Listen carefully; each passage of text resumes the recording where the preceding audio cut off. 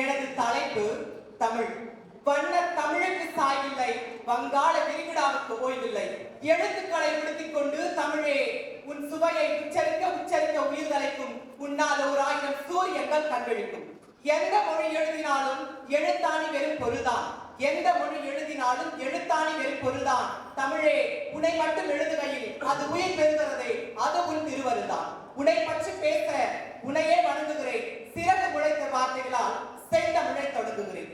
தமிழ் இது ஒரு பேச்சு மொழி அல்ல, இது ஒரு மூச்சு மொழி. எங்கள் வாழ்வும் எங்கள் வளமும் மங்காத தமிழ் என்று சங்கை முழங்கு. எங்கள் பகைவர் எங்கோ மறைந்தார், இங்குள்ள தமிழர்கள் ஒன்றாதல் கண்டே. திங்களோடும் செழும்பருதி தன்னோடும் விண்ணோடும் உடுக்கலோடும் மங்குகடல் பிறந்த இவற்றோடும் பிறந்த தமிழர்கள் நாங்கள். ஆண்மை சிங்கம் கூட்டம் என்று சிறியோருக்கு ஞாபகம் செய். முழங்கு சங்கே முழங்கு. வெங்கொடுமை சாக்காட்டி விளையாடும் வெற்றி தோள்கள் எங்கள் தோள்கள். கங்கையை போல் காவிரியை போல் கருத்துக்கள் ஊரும் உள்ளம் எங்கள் உள்ளம்.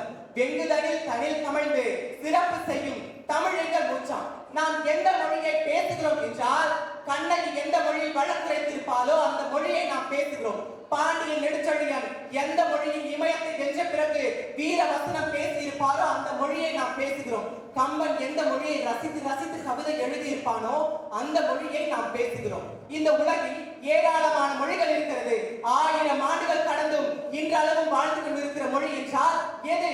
இலக்கணம் உருவான காலத்திலேயே இலக்கியம் மலர்ந்த மொழி எது? இமயத்தை வென்று தலைநிமிர்ந்து வாழக்கூடிய மொழி எது? அது நம்முடைய தாய்மொழியாகிய தமிழ் மொழி.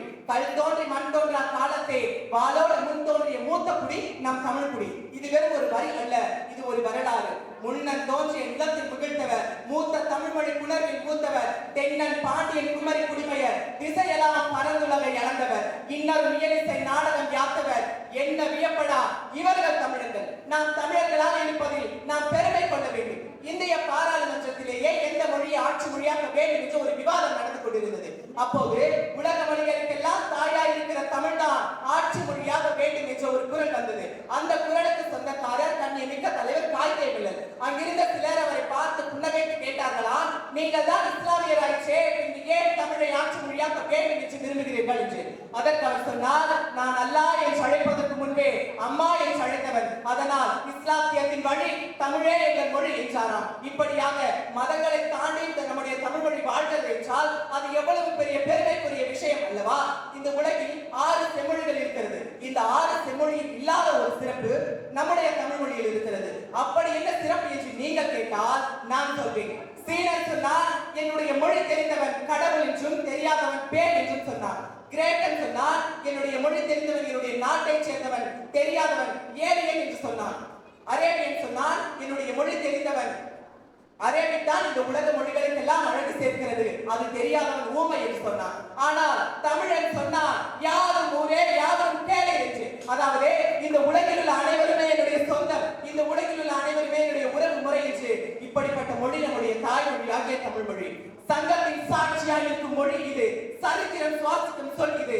சொல்லின் செல்வம், எழுத்தின் எழி, இவை எல்லாம் சேர்ந்தவைதான் நம்முடைய தாய்மொழியாகிய தமிழ். இதை சாவை என்கிறவர்கள் இதை அறியாதவர்களாகத்தான் இருக்கிறார்கள். நம்முடைய தமிழ் மொழி ஒருபோதும் சாகாது. ஏனென்றால் நம்முடைய தமிழ் மொழி உயிரோடு வாழ்ந்தது, உயிரோடு வாழ்கிறது, இன்னும் பல ஆண்டுகள் உயிரோடு வாழும்.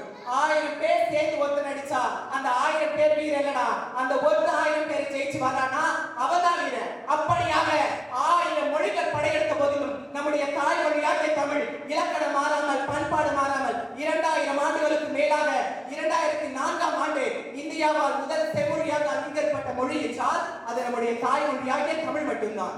நம்முடைய தாய்மொழியாகிய தமிழ் இலக்கணம் கடந்து நூற்றாண்டுகளாக வாழ்ந்து கொண்டிருக்கிற நம்முடைய மொழியை வெறும் வார்த்தைகளால் நம்மால் பெருமை கூறிவிட முடியாது. அதனால்தான் நாமக்கல் கவிஞர் ராமலிங்கம் சொல்லுகிறார், தமிழன் என்ற ஒரு குணம் உண்டு, தனியே அவருக்கு ஒரு குணம் உண்டு என்று. அன்பே அவரது வழியாகும் என்று கூறுகிறார். இப்படியாக தமிழின் மாண்பையும் தமிழரின் மாண்பையும் இந்த உலகிற்கே எடுத்து காட்டியவர் நாமக்கல் கவிஞர் ராமலிங்கம் அவர்கள்.